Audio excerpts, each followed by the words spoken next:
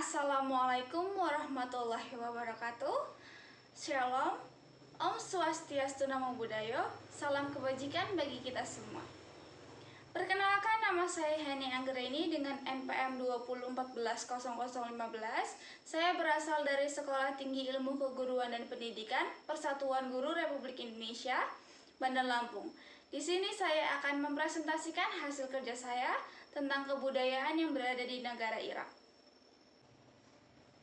Sebelum menuju ke pembahasan tentang kebudayaan yang berada di Irak, apakah teman-teman tahu di mana letak negara Irak? Republik Irak atau banyak disebut dengan nama Irak adalah negara yang berada di Timur Tengah atau Asia Barat Daya yang meliputi sebagian besar daerah Mesopotamia serta ujung barat laut dari Pegunungan Zagros dan bagian timur dari Gunung Suria. Irak memiliki salah satu sejarah tertua yang ada di dunia.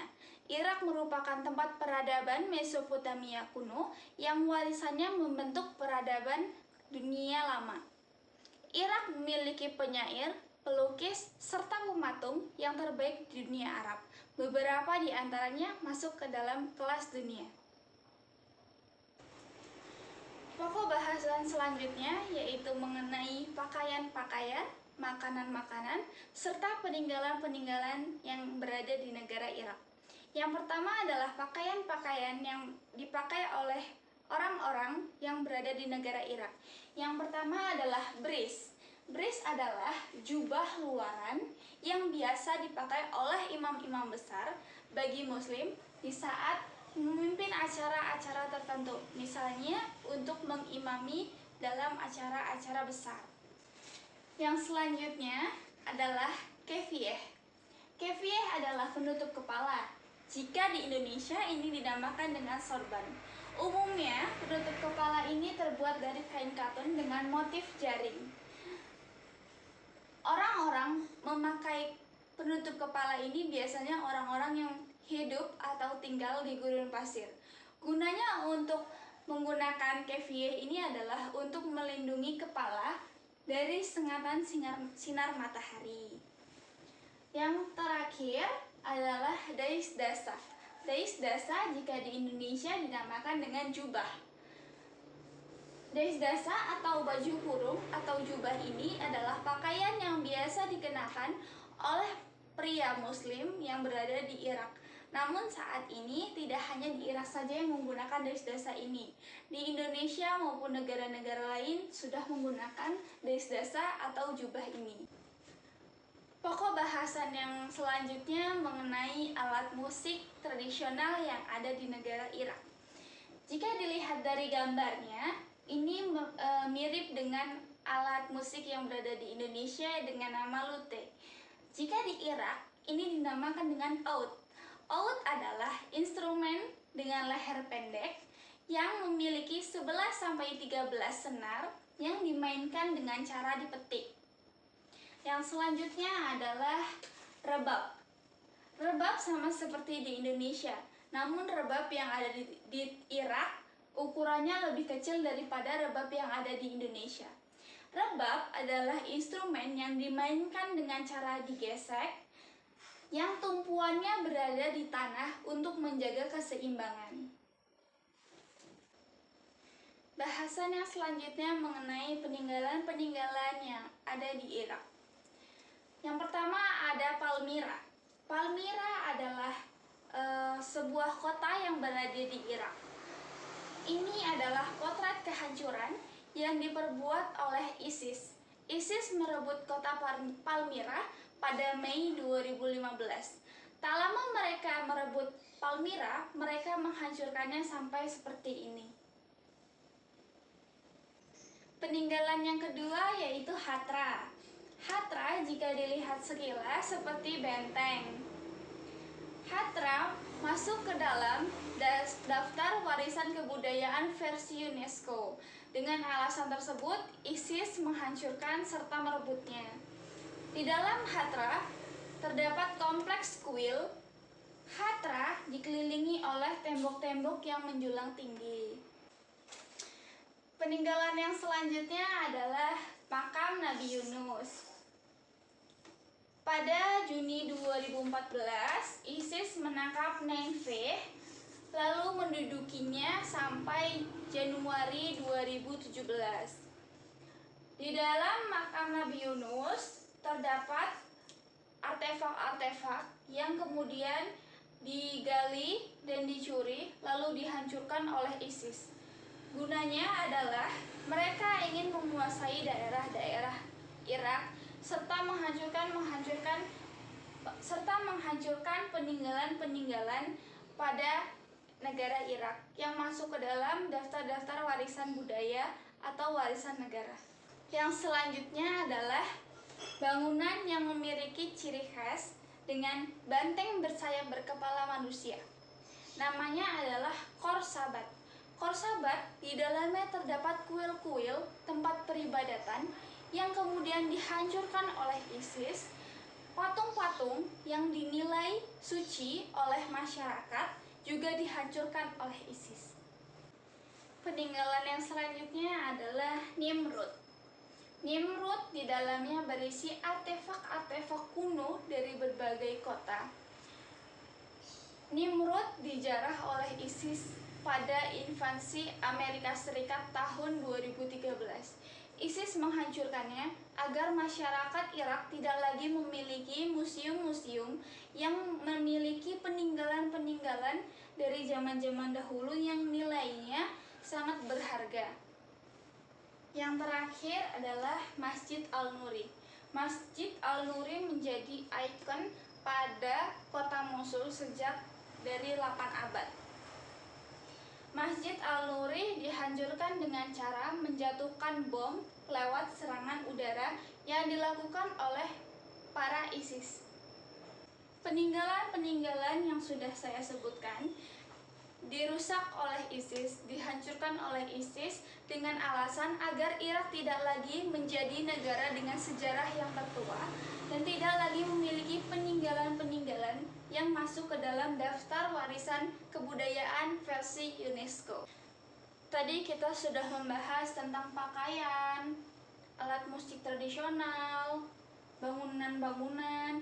Yang selanjutnya yang akan kita bahas adalah makanan-makanan. Kebab yang berada di Irak bentuknya beda dengan kebab yang berada di Indonesia.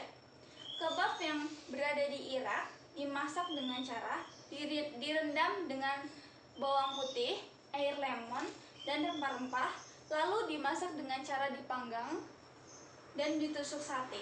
Biasanya dihidangkan saat ada acara-acara tertentu. Namun saat ini kebab tidak hanya dihidangkan dengan acara-acara tertentu saja, tetapi sudah menjadi makanan umum yang ada di negara Irak. Makanan yang selanjutnya adalah masgouf. Masgouf jika dilihat di gambar adalah gambar ikan. Masgouf adalah olahan dari ikan yang dipanggang dengan cara menyamping berdiri, jadi ikan dibiarkan matang dengan api samping. Rempah-rempah yang digunakan adalah rempah sumak, biji delima segar, dan air lemon yang dihidangkan dengan cara seperti ini. Disajikan di dalam satu wadah, lalu ikan tidak dipotong-potong. Makanan tradisional yang terakhir adalah bakmieh. Bakmieh terbuat dari sup tomat yang dimasak dengan daging domba dan okra yang disajikan pada saat acara-acara pernikahan, upacara-upacara adat. Tapi saat ini tidak hanya dimakan saat upacara-upacara adat saja. Okra sudah dihidangkan pada restoran-restoran tertentu. Tadi kita sudah membahas tentang pakaian adat, lalu makanan-makanan tradisional, lalu peninggalan-peninggalan dan alat musik tradisional. Sekarang kita membahas tentang adat istiadat pernikahan yang ada di Irak. Pada zaman dahulu, adat istiadat yang ada di negara Irak memegang teguh tentang prosesi pernikahan. Namun pada saat ini, prosesi pernikahan menjadi tuntunan agama, yaitu untuk menyederhanakan prosesi pernikahan yang ada. Berdasarkan tradisi, para perempuan Irak menikah paling lambat pada usia 20 tahun. Namun saat ini keadaan itu berbanding terbalik, Salah satu penyebabnya adalah kekurangan ekonomi. Pada satu dekade ini, Irak mengalami krisis ekonomi. Mengingat biaya pernikahan perempuan Irak yang tidak murah, lalu prosedur yang tadinya mengikuti adat istiadat sekarang mengikuti tuntunan agama yang mengharuskan untuk menyederhanakan prosesi pernikahan. Setidaknya jika mengikuti tradisi, ada 7 prosesi yang harus dilakukan ketika ingin menikahkan antara perempuan Irak dengan laki-laki Irak. Yang pertama adalah masaya. Masaya adalah pertemuan antara kedua orang tua dari mempelai pria dan mempelai wanita untuk merencanakan langkah yang selanjutnya. Prosesi yang kedua adalah sarbet. Sarbet adalah memberikan jamuan kepada orang tua yang tadi telah datang untuk bertemu membicarakan hal yang selanjutnya.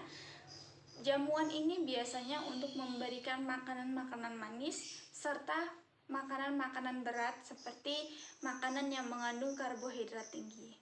Prosesi yang ketiga yaitu pertunangan.